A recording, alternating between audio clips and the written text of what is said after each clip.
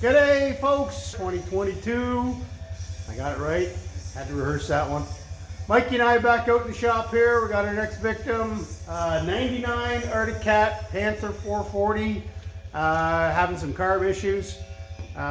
We don't really have a whole lot of snow here yet, which is global warming I guess, but anyway, they had it out and it just wouldn't stay running. It says it's been 9 years since they had any work done on it, and it's just left outside with a tarp. So most likely that. It also has electric start and reverse provisions on this one. Reverse works fine, but the electric start is doing nothing. So we're gonna have a look and see what we can figure out there as well. Stay tuned. Okay, let's get those things off there. They just unscrew. There are no screws involved, just the cap comes off. Okay, so what you're gonna do, he hasn't been worked on in a while. So there's your clamps, same as on a dirt bike. You got the Phillips screw, number 2 Phillips. Pull those clamps out, just loosen them. And the back side doesn't have clamps, it's just held in. Yeah, but what? What? No, you don't need to pull those. That's your boots. Just pull the clamps off. First thing you gotta take off, right there, just the little clamps, kind of like a hose clamp. Holds the carb into the boot, same as a dirt bike. Push down so you don't strip it. I tend to strip screws. Yeah, so you're always best to use a screwdriver just before, until you know whether it's going to be any good or not, and then you can use the power tool after. That's good enough. You don't need to undo them all the way, just that right there so you can loosen it. Okay, so same thing here. So you could push these back if you get into this air box, which means pulling this off the top. But usually these older ones are so worn out, you just yank them out like that. Okay. Now you got fuel line. Fuel's already turned off. There's the cutoff right here. There's your plug. This one plug does both carbs. All right. So just start disconnecting the fuel lines and. What about this piece? That's just a vent tube. Don't worry about that one, that could stay on. Disconnect. That's the fuel supply, right? So that comes out of the tank into the float hole, that comes off. You might need to twist it. Sometimes you gotta grab one pair of pliers. This one's been on there for like 9 years. Just sitting there doing nothing? Well, looking at the engine. Yeah. The choke cable's gotta come off, right there. And unscrew this piece. Does that fit? No. Oh, wow. You're pouring gas everywhere. Should be that 13, yeah. See here? That's all the choke does. So the cable is actually held into this brass thing with the spring. Okay. A lot of times these will break. And the chokes won't work. See, it's just a little ball on the end of the cable that sits in there. Okay, you got that carb off? The wire, remember I said unplug it. It's right there. 2 hands on the plug, one on each side, so you don't rip the wires out. Okay, so same thing on this carb, exact same as that one. We'll take this over to the parts washer and pull it apart here in a minute. Get it yet? Yeah, that's awesome.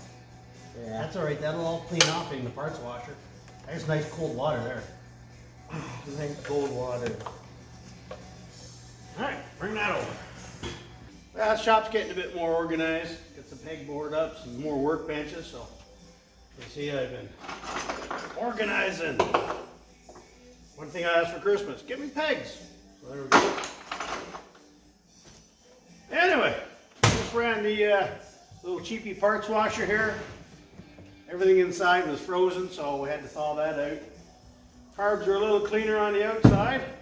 Now we're going to pull the float bowls out. Mikey's going to go put on a warmer coat. Okay, so your 4 Phillips, no big deal. So many of those screws have been stripped by people just going at them like crazy. So it's always better to just take your time. Oh yeah, that hasn't been off in a long time. Usually, there we go. Just give them a little bit of a twist and they'll come. Okay, so unlike a conventional, say, dirt bike float, these have 2 pins here, and the floats slide up on those, and there's little pins on the inside. And those pins hit this little brass U-shaped thing, which is what controls your needle in here. Okay, so normally those floats would be attached to here on a lot of carbs that you're probably familiar with, but on the Snowmobile here, they're a little different design, but they all do the same thing. So there's not a lot of dirt in here. Well, there is some. It's not really, really bad. So I'm kind of surprised for what he was saying, how bad it was running. That. Okay, so let's pull the jets and see what we're looking at. Jets look fine. Get a really small straight screwdriver for in here. And we'll pull that out. So I got one carb that's not bad, and the other one's got quite a bit of crap in it. So this is most likely the problem right here. Okay, so the jet works off of the main metering rod on the throttle. So when you crack it, the fuel goes through that one. But when you're idling, it goes into this one here. When you're idling, all your fuel is coming through here. That little hole here, and air goes past and picks fuel up through these ones. They're not that bad, but they're not great either. So it's that, the jet, and these passages we're going to clean. Again, this one isn't that bad. I suspect the other one was where his problem was coming from. Okay, big thing there is cleaning out this. That's how your idle circuit works. Okay, it has to have a hole right through it this way. I don't know if it's showing up on camera there, but it was almost plugged. We just passed a thin wire through, cleaned these out, hit it with some carb cleaner. The passages in the carburetor, all right, this screws into the front one. You have to make sure they're clear. We're going to blow them out here in a second. The main nozzle is usually pretty good. This one's fine. Okay, so we got the second carb idle circuit out, and these holes are completely plugged. Out of all four, not one is working, and the main one is just completely gummed up. So again, you got a 2-cylinder, so one carb feeds each cylinder. If one's not working, you're only getting half the idle circuit. So that's what was going on here. The other carb was basically doing all the idling for the entire engine. So that's probably why it wasn't idling? Oh, absolutely. So it's pretty much easy fix. Yeah, carbs usually are. Okay, so that goes on there, and then the jet goes back on. Wow!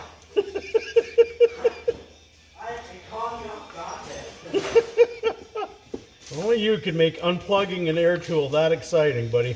It only goes one way. Like that. There you go. And they only screw into aluminum, so.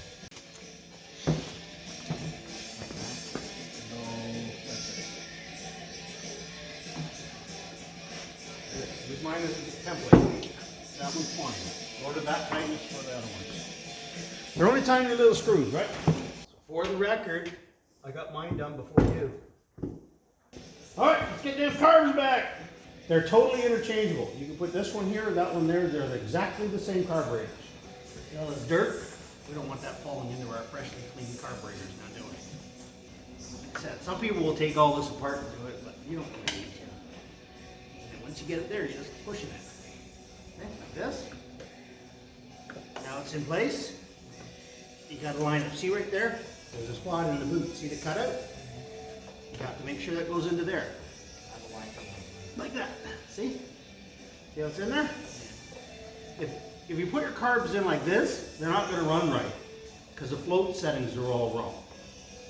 That's just it's an indexing lug that keeps it straight up and down, like that. Okay, so choke goes in. Just tighten it up a little here. They don't go in that hard.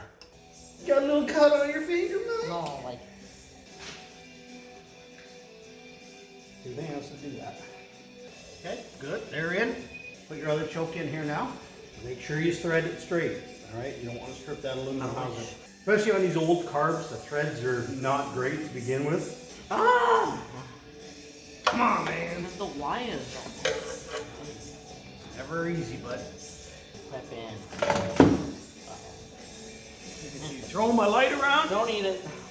Hey, you want those two clamps with your screwdriver? You're doing That it was this way. crooked. See? Yeah, but this you can get at it. See how where the screwdriver is? You can get at it. That's all that's important. Okay, that's done. Put our fuel lines on. That one's in, that one there. All right. top's back on.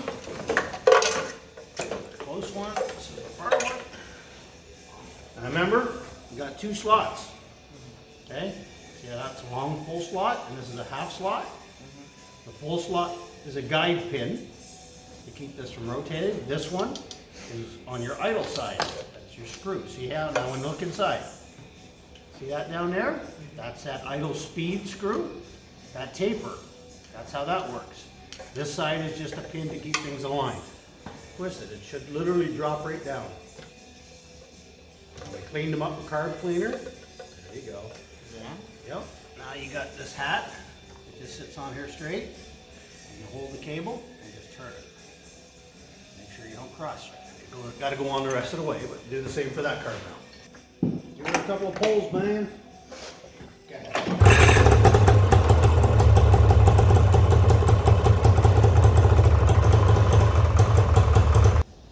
Okay, carbs are all clean. Young lad got cold and went in the house.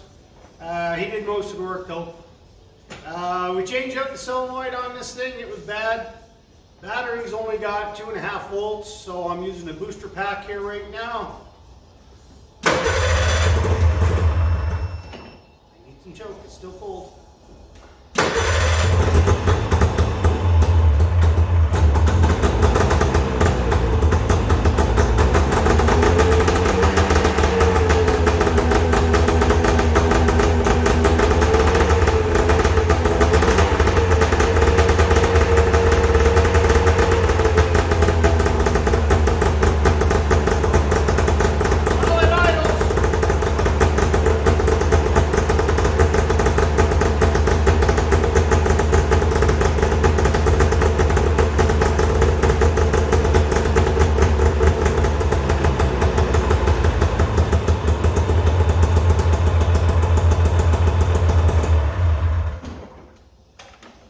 Turn that off before I get choked out in here.